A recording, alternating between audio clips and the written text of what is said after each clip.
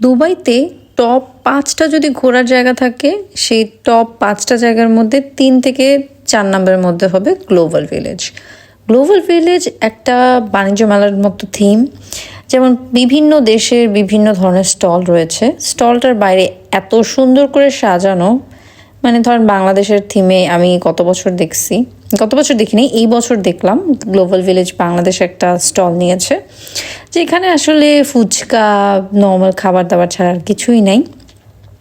আর এখানে আমি যাওয়ার পরে আসলে খুবই সুন্দর সুন্দর কিছু জিনিস দেখতে পারলাম, যেটা আসলে আমার কাছে খুবই নতুন ছিল, যেহেতু আমি এরকম থিম পার্কে কখনোই যাইনি।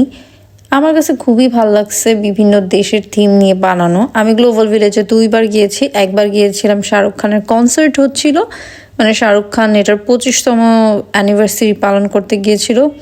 আর এটা এত বড় যে আপনাকে পুরা একেবারে দিন হাতে নিয়ে যেতে হবে, আর বেশ দূরে, দুবাইয়ের মাঝে না, মানে একদম সেন্টারে না, একটু দূরেই আছে।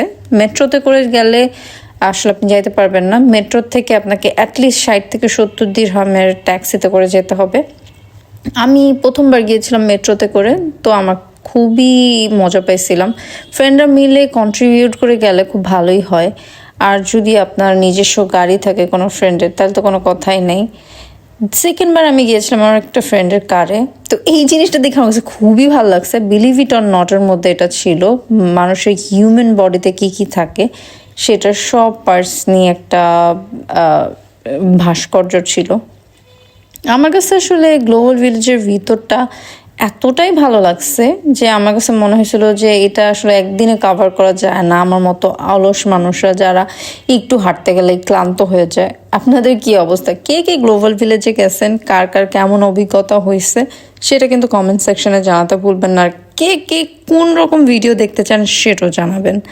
আর আমি কিন্তু ভয়েস ওভার ভিডিও দিচ্ছি প্রত্যেক দিন, আর আমার একটা ইউটিউব চ্যানেল আছে, সেটাও আপনারা দেখতে পারেন। অনেক অনেক অনেক অনেক আমি আপনাদের লাইক কমেন্ট শেয়ার আশা করতেছি। প্লিজ আমার ইউটিউব চ্যানেলটাতেও যেয়ে দেখবেন।